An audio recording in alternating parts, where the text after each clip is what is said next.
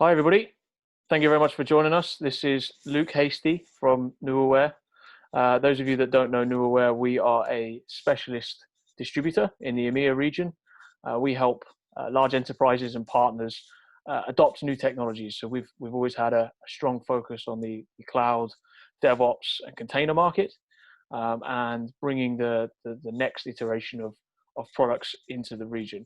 Um, Today, I'm lucky enough to be joined by Sandy Bird, who is the CTO of Sonrai Security, who's going to give us a little bit of background on Sonrai, the company, and why it is that they're coming to the market. So I'll stop the share so that you can see Sandy, and we'll go from there. Really. So, Sandy, thank you very much for joining us.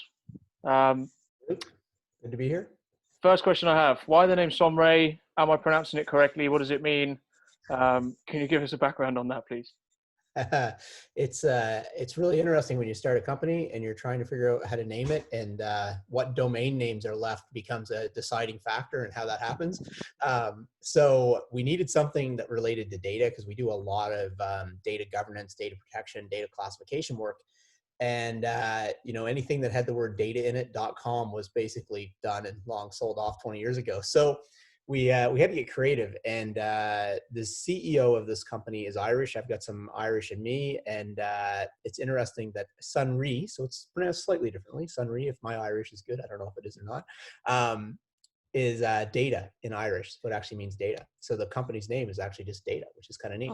That was really, as we were kind of looking through the market, we just saw this kind of untapped potential in cloud, where all of a sudden you could find all of the data, and if you can find it, you can classify it, you can protect it. So it's a whole new world. Cool, nice. So you mentioned the CEO there, Brendan. This isn't the exec team's first gig, right? You guys have worked before.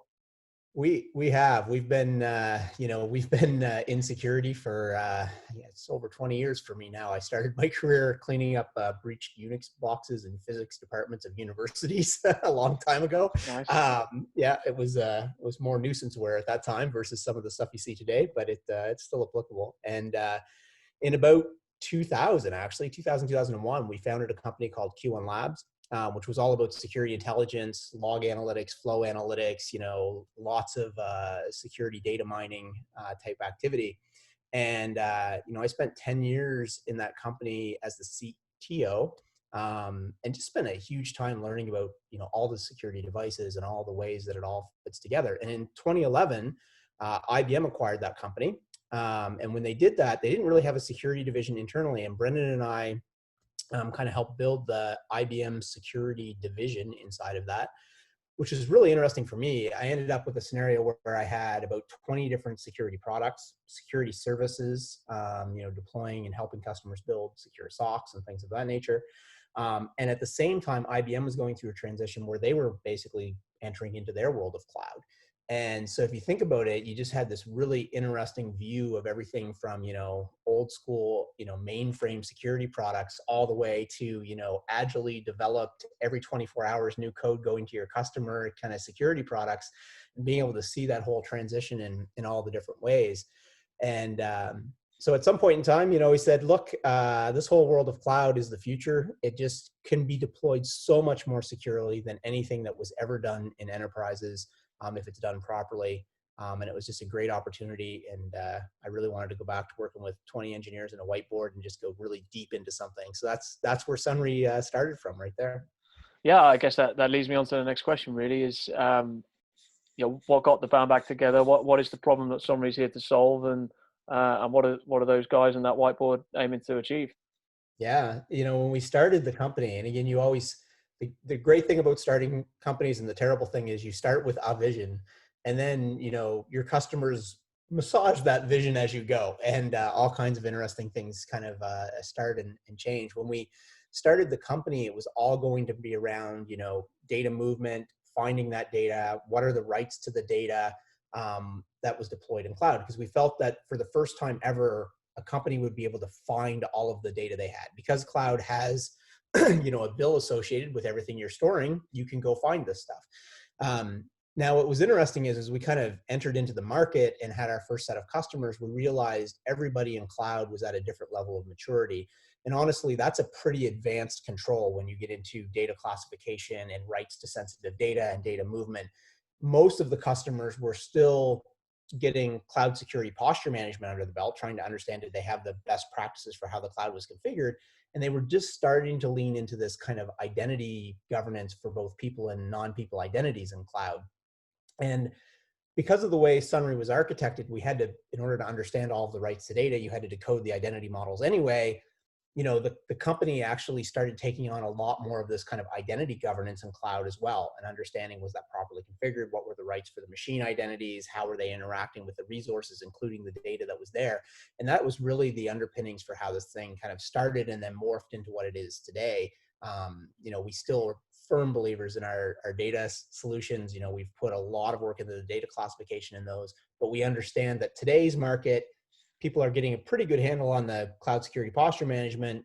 They're still struggling with the identity stuff, and the data problem will probably be the problem of next year or the year after. Yeah. Okay. So if I could just sort of reframe it then from the problem point of view, um, explain the problem that people are having. Do people realize that they don't have a handle on their identity management? Can you give an example of what identity and machine identity management means in this cloud world? Why it could be dangerous to not have something managing that? Yeah, as we've moved to more and more kind of code automation and deployment automation, you have all of these machine identities that are actually doing what humans used to do. They actually build the networks. They deploy the data stores. They manage the encryption keys that get put on the data stores. They provision other identities that a serverless function is going to use when it actually interacts with the data store. All of that is done using code today, which means you have multiple levels of non-people identities being created and removed, you know, at scale and, daily within these clouds. However, an attacker really doesn't care what identity they compromise, whether it's a machine identity or a person identity. They still use that to escalate their permissions. They still use it to find toxic combinations that allow them to do malicious things. So from that perspective, you have to protect the machine identities just as much as you do the people identities. However, all of the old school enterprise identity governance solutions were all designed around people identities and service accounts. And as we moved into cloud, we made such a giant leap in being able to deal with service accounts in ways where they have, continually rotating keys and all of these things built into these services. You've got things like HashiCorp Vault now, which has great credential stores for these things. The old way of doing it just didn't scale in this model. Who would have ever thought an identity would only live for 6 seconds or whatever it happens to be? That wasn't part of the, SailPoint governance solution when that was happening. And so there was a whole new thought that had to go around that. So from a problem perspective, it's really getting a handle on all of that identities, the continual change in it, and what the effective permissions are on any given identity. Okay, understood. So it sounds like complexity here is one of the main issues. So what sort of organization, if I'm an infrastructure manager or a security architect watching this right now, what sorts of organizations would benefit most from Sonrai, and what is the, I guess, short-term value that they can get from looking at something like this? Yeah, it if I look at the customer base, I always split it into kind of a couple of different ways. Clearly, the target audience is, large enterprises moving to cloud with multiple development teams and multiple applications being run in cloud. And they typically have, governance and controls internally that they're now moving into cloud with them. That's the base customer. And you typically see those as, large financials and insurance companies, and a lot of the interesting kind of healthcare sort of companies have moved into cloud because they get really high scale analytics there for a lower cost. So those are the types of customers that you see that pattern in all the time. That said, we actually have a lot of customers that are net new to cloud too. So, you have companies in fintech, as an example, that are regulated just like, the large financials are. Their entire infrastructure is in cloud. So they have to be able to have these same types of governance controls put on there. So even though those customers are not as large in terms of their footprint, they get the same types of value from this that they're doing there. You also have a difference in maturity. So that's one, plane if you think about it, the type of customer, but you also have this maturity. We have customers that have been at this for 5 or 6 years and honestly are coming at it from a bit of a, hey, we need to refactor everything and we got to clean up an old mess and move to a new way in cloud. And then we have people that are just starting in cloud today and they're trying to build a lot of this in as they're building. And you see the struggles of those customers are quite different. One's looking to put the best practices and framework and everything that they automate in. The other one is, still trying to clean up messes of access keys they've got lying around that haven't been cleaned up in 5 years. So it's a different world depending on how they get into cloud and how long they've been there. Sure. Okay. Thank you. I guess last question then. If anyone is watching and thinks, you know what, I'm not sure if we've got a handle on this. Is there anything that they can do? Anything they can download? Anything they can check, test with you guys or on their own to get a scope of this problem? Yeah, no, there's certainly, that the sonraisecurity.com website has all kinds of different, white papers and information there. There's some webinars we did that kind of talks about the identity problem in cloud, which are probably great to listen to.